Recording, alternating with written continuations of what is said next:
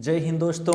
यहाँ पर UP board class 10th English में फर्स्ट लेसन है डस्ट ऑफ स्नो, जिसको रॉबर्ट फ्रॉस्ट ने लिखा है। इनकी बहुत छोटी कविता है ये, लेकिन ये जो छोटी कविता है ये यूपी बोर्ड क्लास 10th परीक्षा 2022 के लिए बहुत ही इम्पोर्टेंट है। तो इसको अगर आप वीडियो को पूरा देखेंगे तो आपको वो ये कविता यानी इसकी सेंट्रल आइडिया समझ में आ जाएगी। तो ये सेंट्रल आइडिया जो है आपको 40 शब्दों में लिखना होता है और 4 नंबर आपको मिलता है। तो 3 या 2 सेंट्रल आइडिया के पोयम दिए जाते हैं, जिनमें से कहा जाता है इसमें से एक सेंट्रल आइडिया लिखिए, तो उस पर आपको 4 नंबर दिया जाएगा। तो यहाँ पर जो डस्ट ऑफ स्नो है फर्स्ट लेसन है क्लास 10th का, तो जिसको रॉबर्ट फ्रॉस्ट ने लिखा है। ये डस्ट ऑफ स्नो का मतलब होता है बर्फ़ के कण या फिर बर्फ़ के चूर्ण, यानी बर्फ़ के जो छोटे छोटे टुकड़े होते हैं उन्हीं की चर्चा की गई है। तो इसकी सेंट्रल आइडिया हम देखते हैं, बहुत ही आसान शब्दों में देखेंगे और इसकी हिंदी भी आपको बताएंगे, जिससे आपको समस्या नहीं होगी। तो चलिए सुनते हैं। The poem dust of snow has been composed by the famous American poet Robert Frost. तो द पोएम या कविता डस्ट ऑफ स्नो, जो डस्ट ऑफ स्नो है, has been composed by the famous American poet Robert Frost. तो यह कविता dust of snow प्रसिद्ध अमेरिकी कवि रॉबर्ट फ्रॉस्ट के द्वारा लिखी गई है।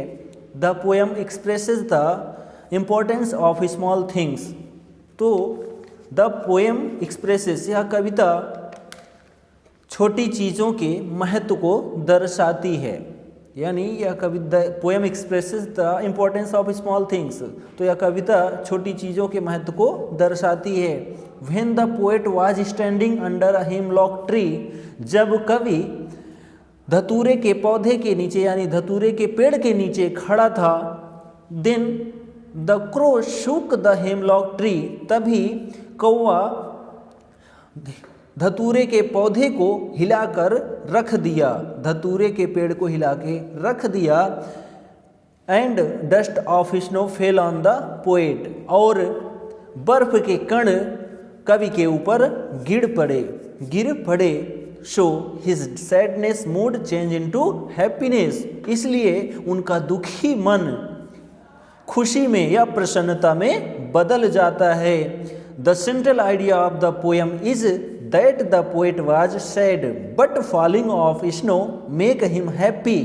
The central idea of the poem, तो इस कविता का केंद्रीय भाव यह है कि that the poet was sad, जो कवि था दुखी था, बट फॉलिंग ऑफ स्नो, लेकिन बर्फ के टुकड़े के गिरने की वजह से मेक्स हिम हैप्पी, उनको बहुत खुशी मिलती है। The poem presents very simple moments, तो यह कविता बहुत ही साधारण क्षण को प्रदर्शित करती है। But has a larger significance, लेकिन यह बहुत बड़ा महत्व रखती है। तो द पोएम प्रेजेंट्स, यह कविता दर्शाती है, दिखाती है वेरी सिंपल मोमेंट्स, एक छोटे से क्षण को, एक साधारण क्षण को दिखाती है। लेकिन but has a larger significance, लेकिन यहाँ पर बहुत बड़ा महत्व रखती है।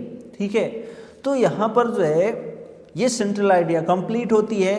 तो 40 वर्ड में आपको लिखना होता है, तो 4 नंबर आपको दिया जाता है। तो इस कविता में देखा जाए तो जो भी यहाँ पर बिंदु थे, ये बिंदु थे निगेटिव थिंकिंग के। निगेटिव थिंकिंग का मतलब कौवे हों या फिर जो धतूर का पौधा होता है या बिल्ली होती है या फिर कुछ भी होते हैं, तो इनकी क्रिया को देखने के बाद हम लोग क्या करते हैं, अपने काम को विराम दे देते हैं अगर कोई काम शुरू करने वाले होते हैं तो कुछ क्षण के लिए।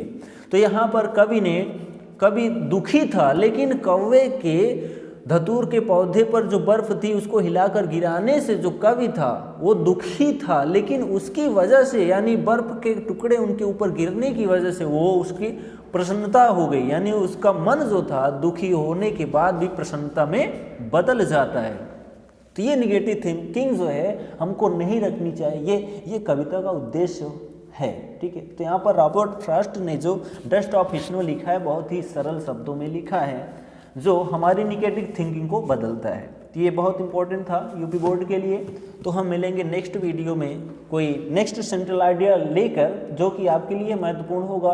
तो यहाँ पर जो भी 6-7 लेसन आपके बनते हैं उसमें से 2 से 3 सेंट्रल आइडिया हम बताएंगे, उन्हीं में से एक सेंट्रल आइडिया आना कंफर्म है और आपका 4 नंबर पक्का हो जाएगा।